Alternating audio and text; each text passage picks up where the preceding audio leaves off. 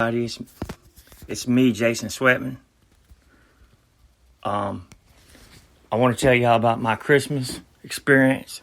It was supposed to be my last Christmas with my daughter, Jennifer. She's 27 years old. I spoke about her in some of my other podcasts.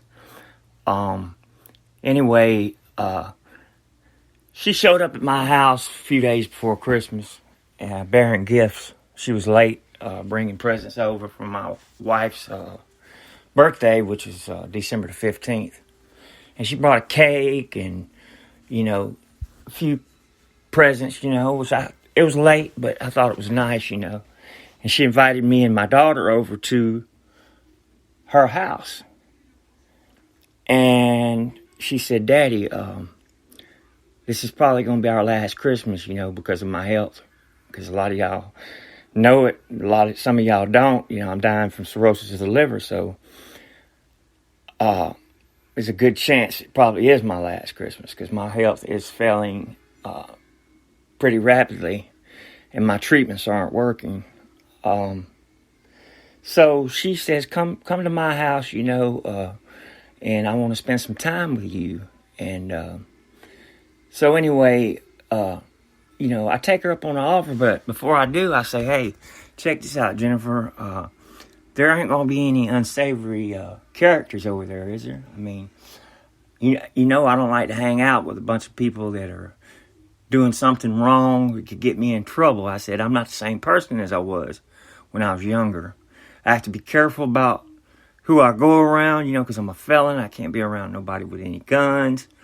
I can't be, I can't be around no dope, because just in case something happens, and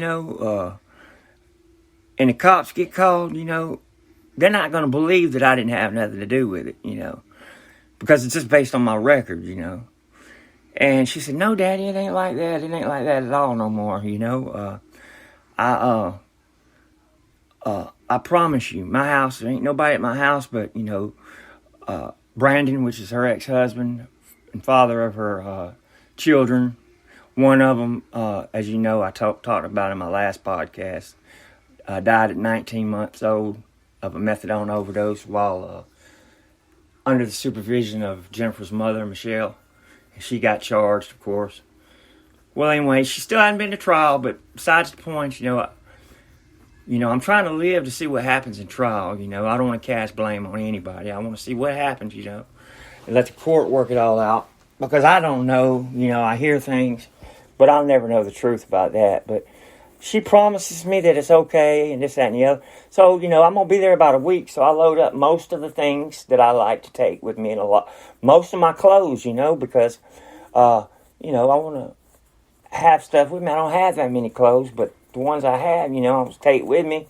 So, I could be dressed appropriately or whatever. So we load the car up, me and my wife, and we leave. Well, we get ready to leave, and she tricks my wife and says that she dropped something in my house that, I'm not going to say what it was, but it was something illegal.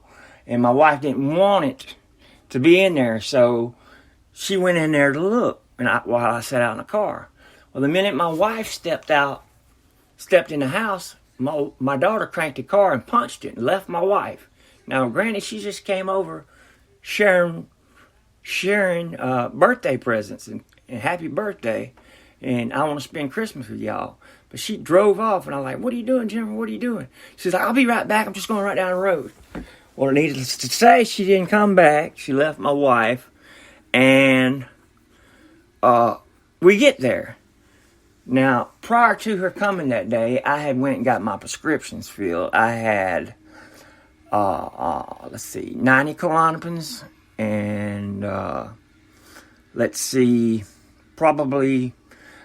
many, and 60 Subutex, which is like Suboxone. It just didn't have the naloxone in them, which is the blocker. And, they have a street value, so, I have to be careful who knows I got them because they'll get stolen. But I'm at my daughter's house, and I think everything's going to be all right, Plus, I had $250 in my back pocket. So we go to her house, and as soon as we get there, she's acting like she's telling me, "Well, we're gonna go get your wife. I just had to come by here, this, that, and the other." And she says, "Here, Daddy, take your medicine." And she wouldn't take no for an answer. And she's acting concerned. I had to take what's called lactulose. It's a syrup. It's really nasty. It's like it helps filter out the toxins in your body when your liver doesn't work properly.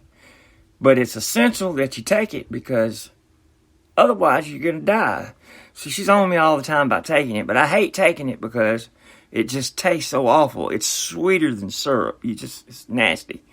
It's like I'm being punished for having liver failure because it's just so terrible. I know when my mom was dying of liver failure, the two things she hated the most was the that medicine, that lactulose, and she hated the Lasix, which Lasix is a water pill, and it makes you have to use the bathroom a lot, urinate. And I hate the Lasix too, but I get fluid buildup on my stomach, and I have to take it. Otherwise, my stomach will be full, and my lungs will fill up with water, and I can literally drown from the inside.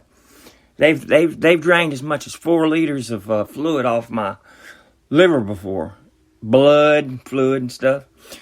But anyway, so we get there, and she gives me my medicine and everything. Well, the next thing I know, I'm waking up, and it's the next day.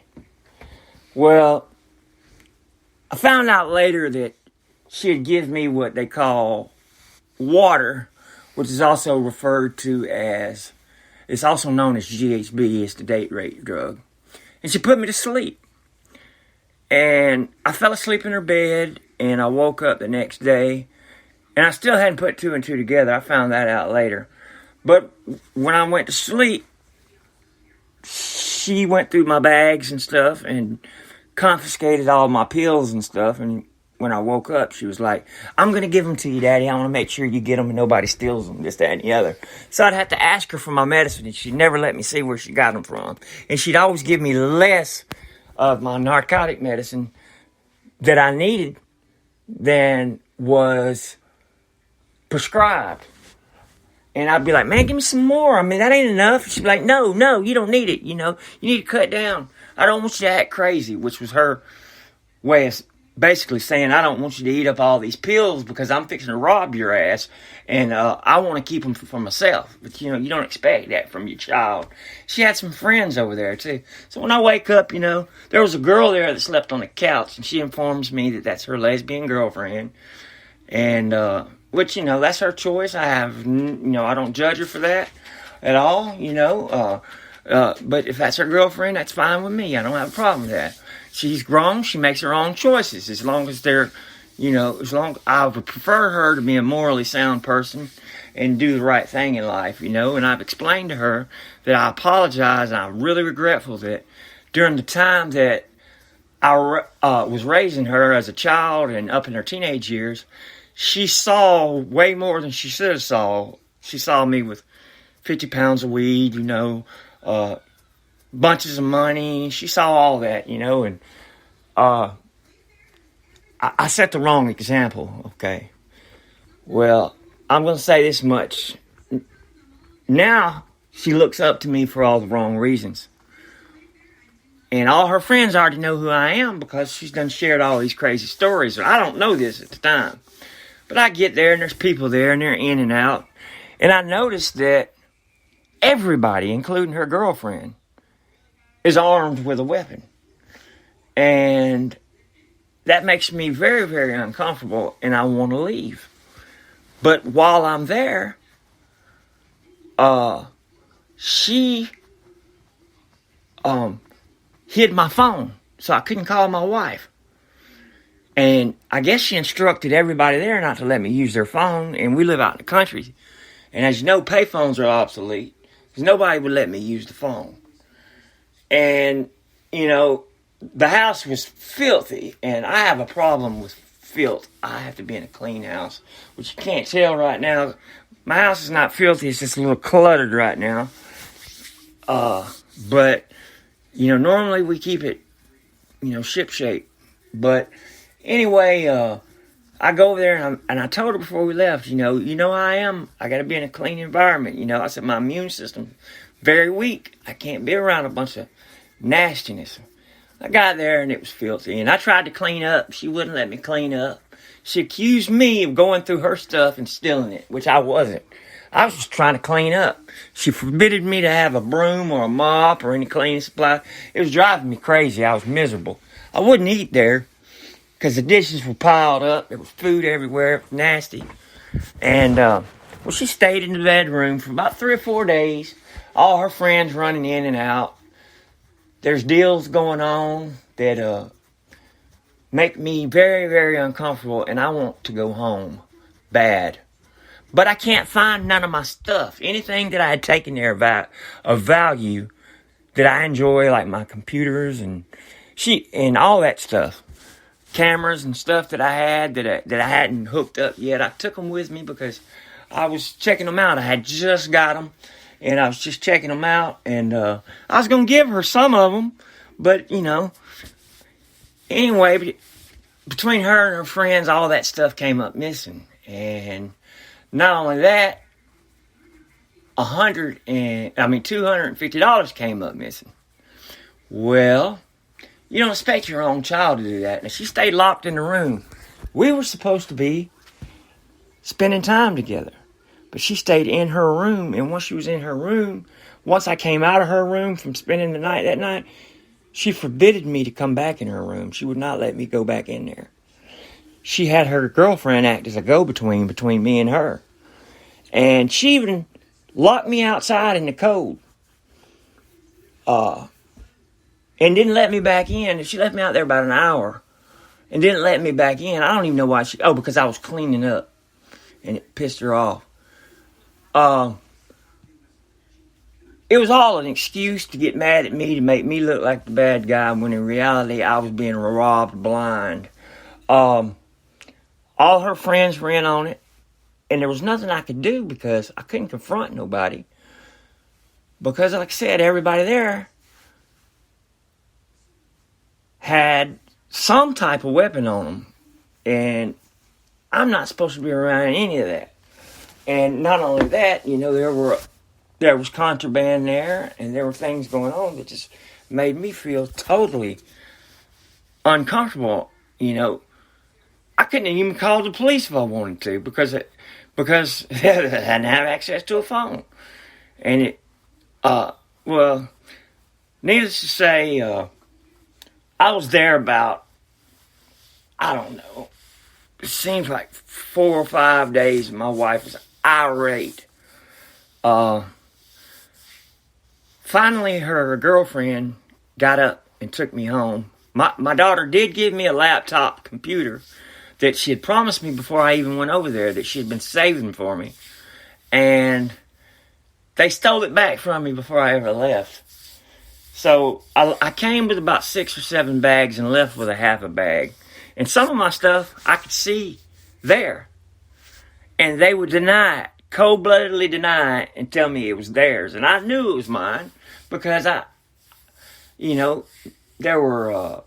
had some trail cameras. I knew what kind of batteries I put in it, rechargeable batteries. I knew what type. It was all that. It was with my other stuff, but they looked me in the face and lied. Well, when I asked for my pills back, I went in my daughter's room finally. I said, "You need to give me my pills back." She says, "You lost them." No, what made me realize that I was jacked from my pills was, she did give me some of my Subutex back, but she made it look like she gave me the whole bottle. When I opened the bottle up, she knows my vision's bad, because she also took my glasses, or I misplaced them. So I'm not going to say she took them, but it's probably so. Anyway, they come up missing, so I can see real good. Well, anyway,